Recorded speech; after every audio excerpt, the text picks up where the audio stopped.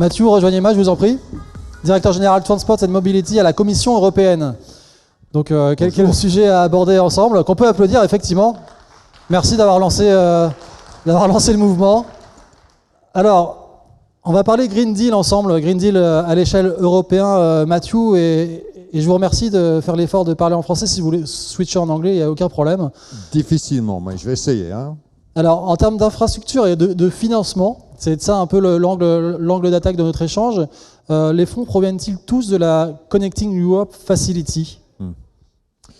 Oui, bon, le pacte vert européen répond à notre grande urgence sur le changement climatique, cristallisé ici à Paris il y a quelques années. Et donc, le secteur des transports, bien évidemment, constitue un élément absolument clé pour ça. Il faut que nous acceptons cet objectif de réduire par 90% d'ici 2050 nos émissions propres du secteur. Donc, il faut y aller. Et donc, il faut agir, il faut investir. Donc, brièvement, des chiffres, si je me permets. Il y a beaucoup d'argent disponible. Ça, c'est la message globale que je vais vous laisser. Presque 100 milliards déjà sur la table. Par exemple, le 26 milliards d'euros pour le transport dans la facilité MIA, donc c'est-à-dire le mécanisme européen d'interconnexion. Par exemple, un autre 10 millions attendus par InvestEU, par un autre 10 milliards attendus au Fonds d'innovation, 15 milliards fléchés pour les politiques en faveur du climat, énergie et la mobilité dans le programme du Horizon Europe, etc., etc. Plus, si je me permets, un autre 94 milliards d'euros disponibles par la Facilité européenne de relance et résilience. Donc, il y a cet argent, il faut le demander, il faut l'utiliser pour avoir une infrastructure plus propre, plus efficace. Merci alors, pour ces éléments effectivement très chiffrés et précis. Mathieu, alors comment est-ce que la nouvelle proposition annoncée en décembre, me semble-t-il, c'était en décembre, sur le Trans-European Transport Network, s'inscrit-elle dans ce cadre ? Bien sûr, nous avons mis sur la table beaucoup de paquets de législation et je suis très content que la présidence française prend tout ça en main. Si vous voulez, nous avons mis un autre paquet. Donc, c'était des grands paquets, c'était le Fit for 55, en pleine forme pour 55, je suppose, mis sur la table de juillet dernier, avec beaucoup de choses là. Mais en décembre, on propose, comme tu as dit, le règlement, un reboot, si vous voulez, du règlement RTT, comprenant une grande partie des mesures réglementaires prévues dans la demande des transports. Et c'est très important que nous utilisons ça pour réorienter notre demande de transport vers les modes les plus durables, le ferroviaire, la navigation intérieure, le transport maritime à courte distance. Donc, il faut utiliser les outils dans le ATET, pour ajouter à notre position pour aller dans la bonne direction.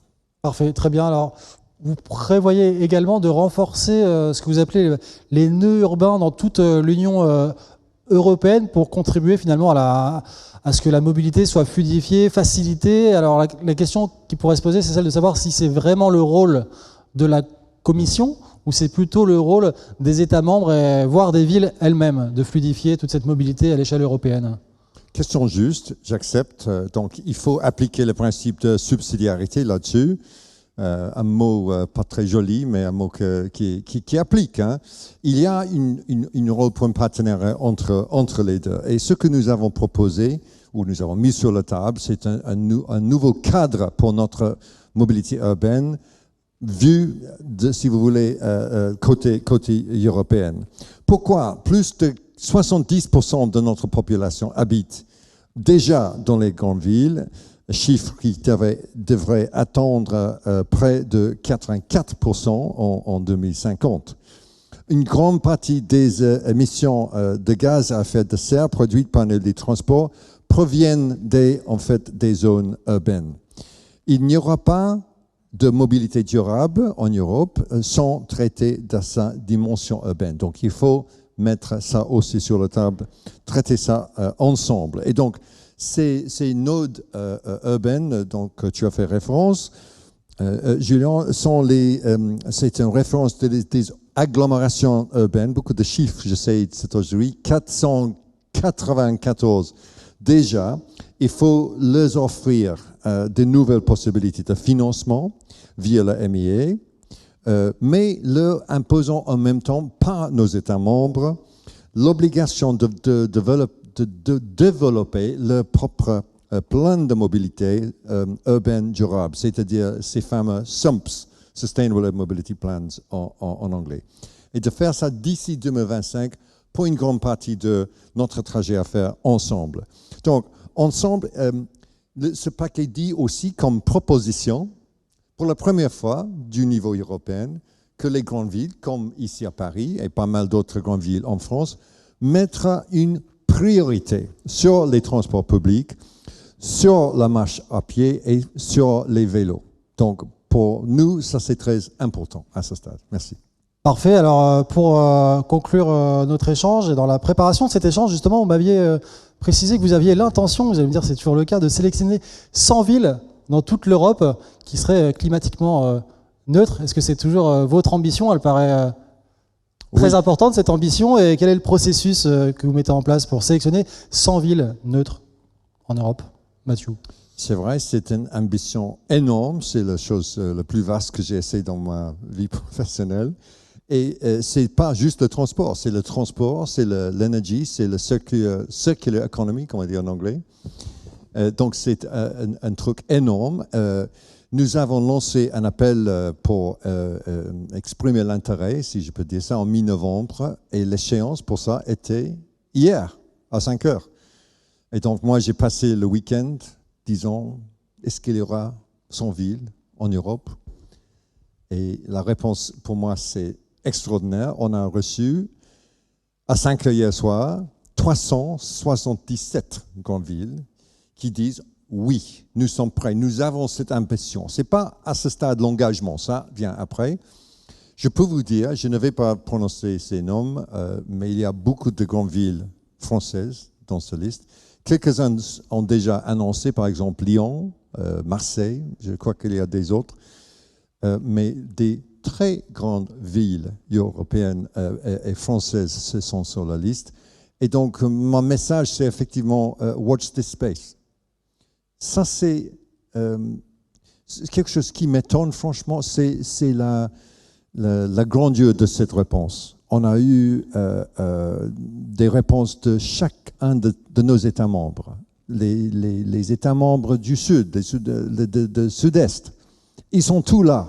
Cherchons ça. Si on compte la population dans cette proposition de 377, ça couvre 18% de notre population européenne. Et donc, si on réfléchit de Fit for 55, de réduire par 55% pour l'Union européenne en sa totalité, et ici, nous avons des grandes villes représentant 18% de notre population qui sont prêtes à le faire 100% pour 2030. Ça, c'est une grande... Donc, je crois que, comme on dit en anglais, we are onto something here. Et donc, nous allons poursuivre ça. Watch this space. Parlez avec votre grande ville. Bien sûr, la mobilité doit être une grande partie de ça. Et si on examine la mobilité urbaine, c'est là où il y a une grande partie des co-bénéfices. Des co-bénéfices. De diminuer la pollution, de diminuer le bruit, de réduire nos morts sur la route, de diminuer la congestion qui coûte 300 milliards, c'est les chiffres en français, 300 milliards d'euros par année en termes de pertes. On peut gagner des grandes choses en parallèle avec ces efforts de répondre à notre défi existentiel de changement climatique. If we like to sum up, we can say the yet is best to come. Je suis un bureaucrate, donc je suis réaliste, soit pessimiste. Il y a un grand chemin à faire. Oui, merci. Merci beaucoup pour ces messages très importants de la Commission européenne et pour l'effort d'avoir parlé dans un français parfait. Merci beaucoup, Mathieu.